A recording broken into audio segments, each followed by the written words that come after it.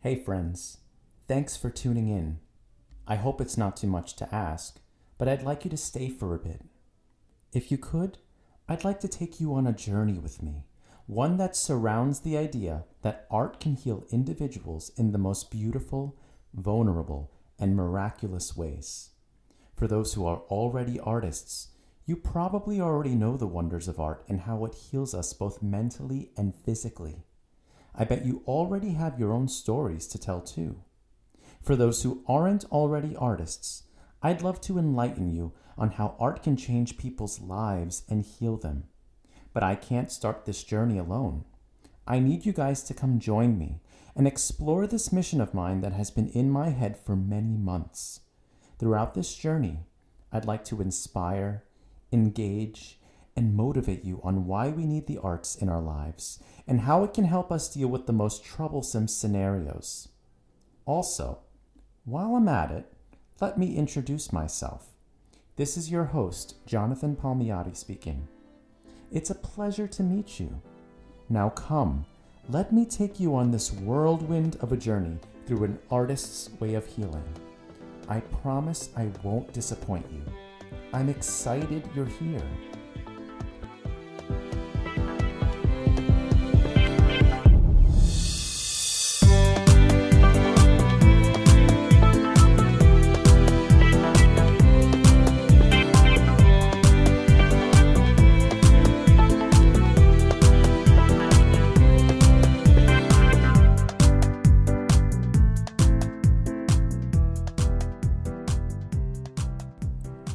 The arts can heal individuals in the most miraculous, beautiful, and vulnerable ways.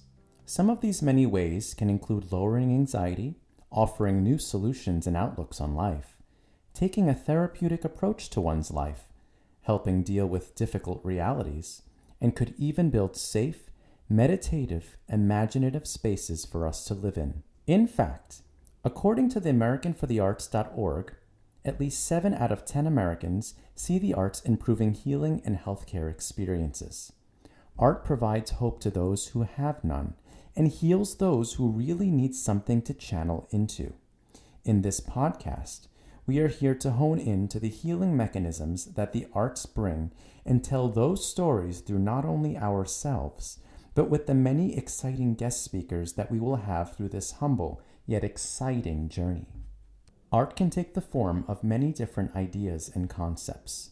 There is no set answer and no right answer when it comes to being an artist. Although art may appear to many as your typical visual and performing arts enthusiasts, there are several other forms of art as well. We want to cover the basis of all artists, whether that be a culinary artist, a martial artist, the art of yoga, the art of meditation, and more. The point is, we want to hear the journeys and struggles that artists as a whole have come across through their lives and how they've used their unique form of art to heal themselves or others. The big question that we are basically asking is, what's their meat and potatoes, and how did that help them become who they are today? As for me, let me take you back to my elementary years when I was a quiet, shy kid who was desperately seeking for a purpose to my life and a way to fit in. I could remember back to as young as elementary school. There I was, an intimidated, unconfident, shy kid who always had constant struggles on making friends. I was definitely an easy target for getting bullied. I also never had the courage to talk to that childhood crush in school, or let alone be social with others. The struggle to stand out of my comfort zone was real. Not only was I a shy kid, I was also someone that was not always understood either. So much so that I failed out of 5th grade and was told because I was reading at a 2nd grade reading level, there was no place for me in a mainstream class and would need to transfer schools.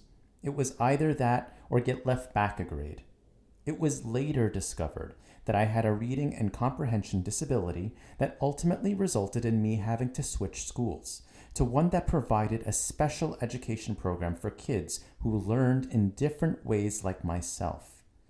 Not only that, I was forced to have a hearing device sitting on my desk during class, as this was mandated by the Department of Education and school due to my disability. The other option was wearing a hearing aid. As a self-conscious kid, you could probably guess which one I picked. I also met with a speech pathologist twice a week to develop my speech and reading. While I did make a small group of friends at this point in my life, I still lacked confidence. Then freshman year of high school came around. It got better for me, but not perfect. I was still that shy kid, still bullied, still not able to be social without being awkward.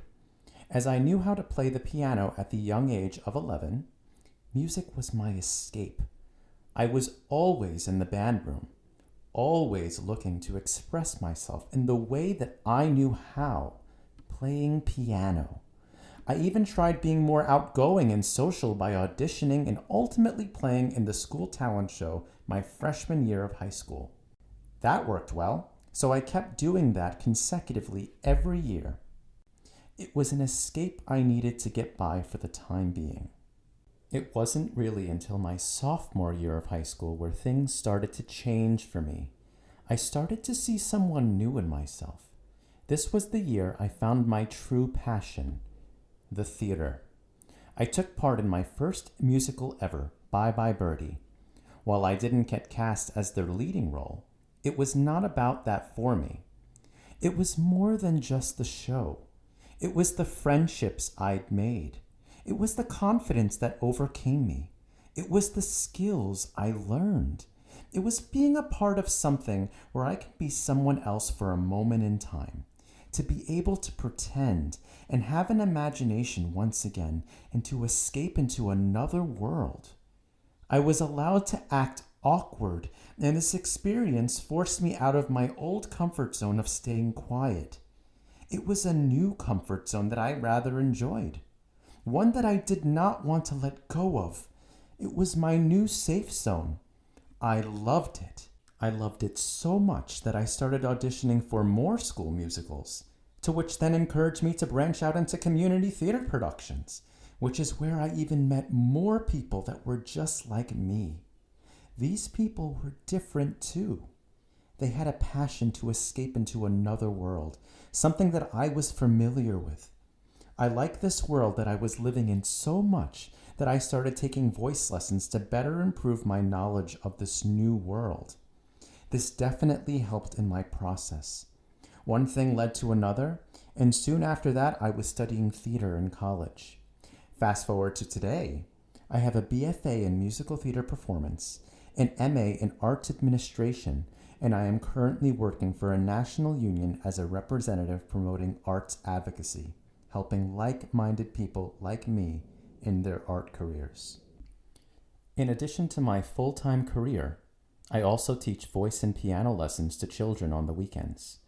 Out of the many years I have been teaching music lessons, I always look into the eyes of my past and current students that I have taught over these many years and see something quite familiar. I start to think back to that little kid who was shy, had trouble figuring out the world with no friends, bullied, and was trying to find an escape and a new comfort zone.